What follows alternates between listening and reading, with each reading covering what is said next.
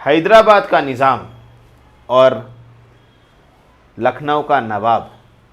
आज हम ये दोनों जो जगह है जहाँ पे मुग़ल सल्तनत का परचम बहुत सालों तक लहराया, उसी बारे में, और उस चीज़ के वजह से, मुग़लों के वजह से जो खाने के ऊपर इन्फ्लुएंस हुआ है, उस चीज़ के बारे में बात करने के लिए आज मैं आपके सामने आया हूँ। और आज यहाँ से जाने से पहले एक डेफिनेटली बोलता हूँ, हैदराबाद का निज़ाम और लखनऊ का नवाब, इनके बीच का जो डिफरेंस है वो तो आप समझ ही जाओगे। ओके, तो इस म्यूज़िकल ब्रेक के बाद मिलते हैं।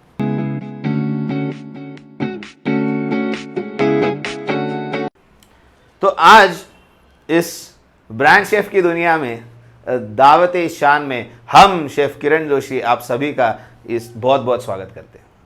और आज ये इसीलिए बोलना पड़ रहा है ना हम, क्योंकि लखनऊ के डिश में ही ऐसा एक दम है जो अपने आप हमारे से भी हम बुलवाता है।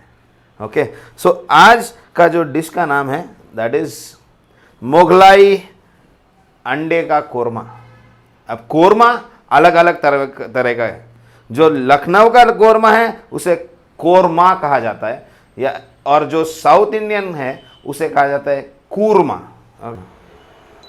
तो हम आज बनाते हैं मुगलाई अंडे का कोरमा। वैसे तो नवाबों के पास में घी यूज़ होता है, बट जो उसका बेसिक ग्रेवी का पेस्ट है वो पेस्ट बनाने के लिए मैं तेल का उपयोग कर रहा हूँ। ये जो प्रिपरेशन है इसका बहुत बड़ा एक हिस्ट्री है, और इसे अवध, इंडिया का जो अवध पार्ट है उस अवध पार्ट से ये आया हुआ है, यानी कि लखनऊ भी अवध में ही पड़ता था। आज का जो उत्तराखंड, एमपी का कुछ प्रदेश, यूपी का कुछ प्रदेश, रांची, ये सब जो चीज़ है 1700 के टाइम पे it was fallen into Awadh. Awadh एक राज्य का नाम था। उनके थ्रू बहुत सारे खाने के बारे में और लखनऊ के ट्रेजर्स के बारे में बहुत कुछ पता चलता है। Sliced onion directly goes into it, और प्याज को अच्छी तरह से एकदम गोल्डन ब्राउन होने तक, सुनहरा होने तक पका लेना है। जब तक मेरा ये प्याज सुनहरा हो रहा है, गोल्डन ब्राउन हो रहा है, तब तक आप हमारा जो इंस्टाग्राम का पेज का लिंक जो डिस्क्रिप्शन में दिया हुआ है ना, उस पर जाके क्लिक करके इंस्टाग्राम के पेज को भी सब्सक्राइब कर दीजिए। और इंस्टाग्राम के साथ ही जो यहाँ पे भी सब्सक्राइब का बटन और बेल आइकन है उसको भी दबा दीजिए। प्याज हो गया है गोल्डन ब्राउन, सुनहरा। अब मैं कर लूँगा गैस बंद, मैं जाके इसका पेस्ट बना के लेके आता हूँ। बट पेस्ट बनाने से पहले आपको इसको ठंडा करना है और फिर पेस्ट करना। ये फाइनेस्ट पेस्ट बना लिया है सुनहरे प्याज का जो अपन ने बनाया था, और उसी के साथ ही यहाँ पे कैश्यूज़ और चार मगज़, इसे वाइट मेलन सीड्स भी कहा जाता है, इन दोनों को बॉईल करने के बाद में इसका भी हमने पेस्ट बना के लिया हुआ है। तो ये हो गया कैशू और चार मगज़ का पेस्ट, ये ब्राउन अनियन का पेस्ट। अब और एक चीज़ है, बट उससे पहले हम बनाते हैं इसका तड़का। ओके, तो तड़का बनाने के लिए जब हम ले रहे हैं, अब शाही लोग हैं, नवाबी खाना पक रहा है, तो डेफिनेटली घी तो जाएगा। तो घी 5 बड़े चम्मच घी मैंने लिया है। तो घी और जीरा जब पकता है ना, तो उसका स्वाद ऑटोमेटिकली एकदम नेक्स्ट लेवल हो जाता है दोस्तों। ओके, और जब तक ये सब गर्म हो रहा है तब तक यहाँ पे मैं मेरा मसालों का मिक्सचर बनाऊँगा। अब क्या क्या मसाले जा रहे हैं ये देखना बहुत ज़रूरी है।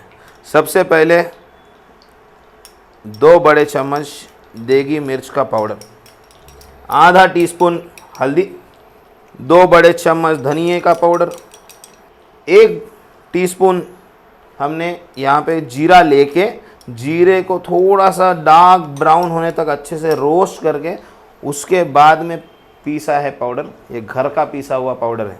ओके, और आधा टीस्पून गरम मसाला पाउडर। पानी लो, पानी डालो अच्छे से, एक 3-4 चम्मच पानी लेके मसालों का घोल बना लीजिए।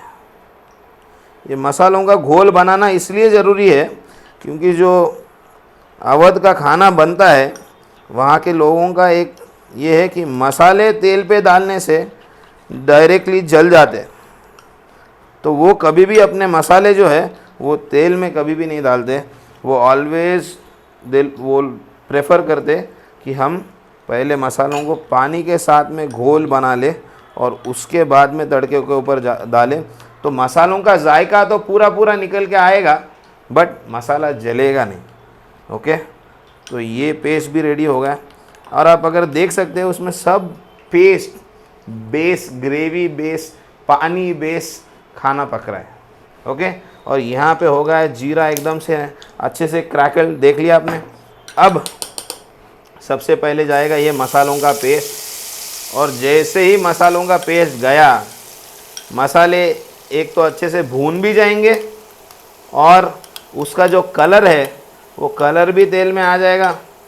और इसी के साथ मैंने यहाँ पे जिंजर और गार्लिक ये दोनों का पेस्ट घुमाने के टाइम पे थोड़ा ज़्यादा पानी डाला, क्योंकि और एक बात है ना, जब नवाबी लोग खाना बनाते हैं वो बोलते कि पेस्ट ज़्यादा हो ना हो, पानी अच्छी तरीके से होना चाहिए जिससे कि पानी में से फ्लेवर घी में उतरे और घी का जायका बढ़ जाए।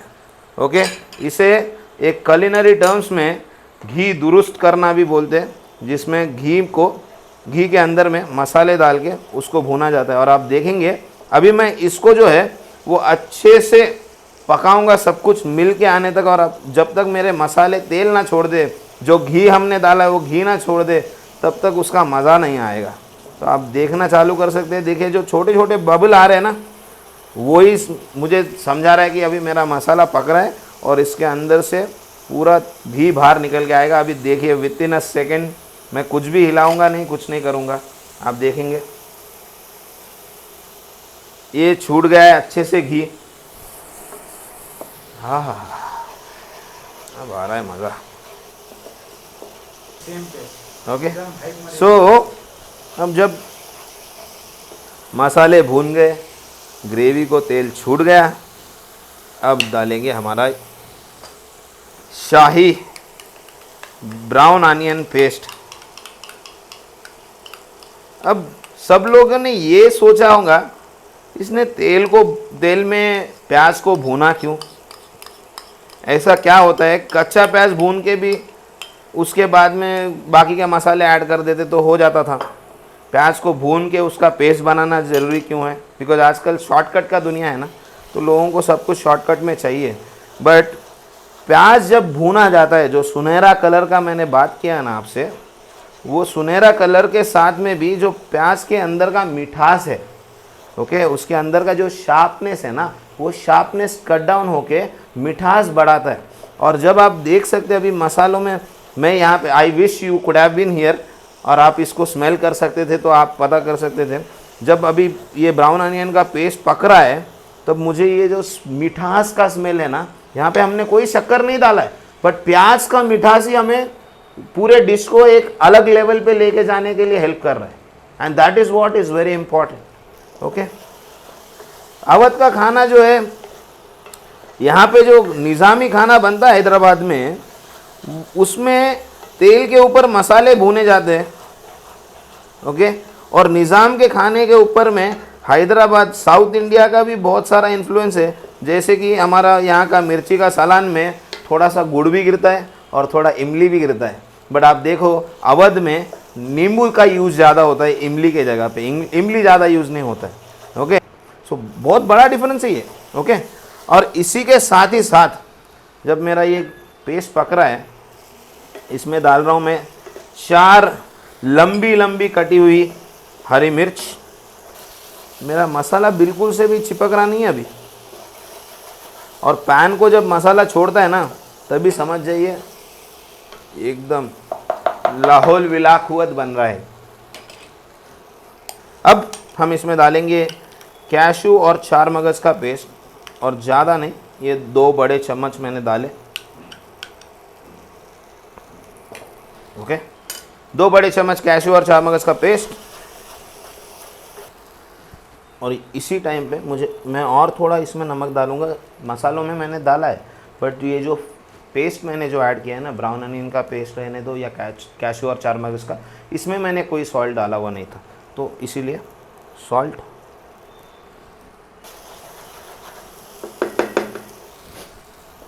ये जो ग्रेवी ऐसा लबालब होके चिपक रही है ना, that is what is a indication that सही तरीके से पक रही है। और एक 5 मिनट लगेंगे, और बहुत थिक है तो हम इसको पानी डाल के थोड़ा सा कंसिस्टेंसी सेट कर लेते हैं। जब तक एक ग्रेवी पक रहा है, मैं आपको एक अच्छी कहानी बताने जा रहा हूँ। अब जैसा मैंने वीडियो के स्टार्ट में आपको बताया, एक निज़ाम और एक नवाब, हैदराबाद का निज़ाम, लखनऊ का नवाब। इसी के साथ में फूड सिग्निफिकेंस के बारे में जब मैं बात करने आ रहा हूँ ना, तब एक बिरयानी ऐसी डिश है जो हैदराबाद में भी पकती है, जो लखनऊ में भी पकती है।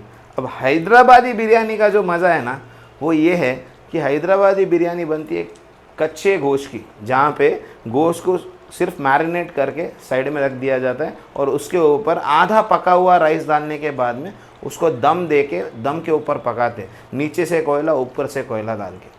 वही अगर आप नवाब वाली बिरयानी देखो तो मीट को अलग से प्रिपेयर किया जाता है, राइस को अलग से प्रिपेयर कर दिया जाता है, और उसके बाद में उसकी लेयर्स, उसकी परतें लगा के उसके बाद में उसको दम दिया जाता है। ये बहुत बड़ा डिफरेंस है कि एक खाने का सिग्निफिकेंस ही मुग़लों के बीच में कितना अलग अलग था, because of the geographical location. Gravy ने तेल तो छोड़ दिया है, ठीक है, इसका मतलब ग्रेवी पूरी तरीके से पक गया है। हम बात करेंगे अंडा बॉईल करने का तरीका। अब अंडा बॉईल करने का तरीका ये है कि ठंडे पानी से बॉईल करना चालू कीजिए, 13 मिनट तक अंडे को पकाइए। पकाने के बाद में उसको निकाल के ठंडे पानी में 2 मिनट के लिए सबमर्ज करके रख दीजिए। ये बेसिक तरीका है। इससे क्या होता है, आप घर में अंडा पकाते हो तो आप बहुत बार देखते होंगे कि अंडे का जो बाहर का परत है, ये जो इनर सर्कल है, इनर सर्कल के पास में एकदम डार्क ग्रे कलर हो जाता है, क्योंकि वो अंडा ओवर बॉयल होता है। और आप यहाँ पे देख सकते हो मेरे पास में अंडा ओवर बॉयल किया हुआ नहीं है, मैंने एग्जैक्टली टाइमिंग के हिसाब से अंडे को पकाया। तो ये ध्यान में रखना कभी भी ज़रूरी है। ओके, ये सब तो आ गया, फिर भी है ना कुछ बाकी है, और जो बाकी है ना वो ये है कि कोरमे में जाना चाहिए दही, और दही पड़ता है एकदम लास्ट में। अब पूछो क्यों? दही अगर स्टार्टिंग में डाल देंगे तो दही जाएगा फट। अब कर्ड अगर फट जाएगा तो ग्रेवी सही ढंग से दिखेगी नहीं। तो ग्रेवी सही ढंग से दिखनी है, ग्रेवी आराम से पकनी है, इसके लिए लास्ट में कर्ड यूज़ किए थे। मैंने यहाँ पे 2 बड़े चम्मच कर्ड लिया, दही को मैंने फेंट लिया यहाँ पे, और ये फेंटा हुआ दही मैंने इस ग्रेवी के अंदर ऐड कर दिया। मोगलाई एग कोरमा। तो आप जल्दी से जाइए, बनाइए, और कमेंट्स में मुझे बताइए आपको बनाने के बाद कैसा लगा। और जहाँ कहाँ भी आप ये बना के फ़ोटो अपलोड करेंगे इंस्टा पे, फेसबुक पे, don't forget to tag us there as brandchef.co। Thank you very much. तब तक के लिए अलविदा, बाय बाय।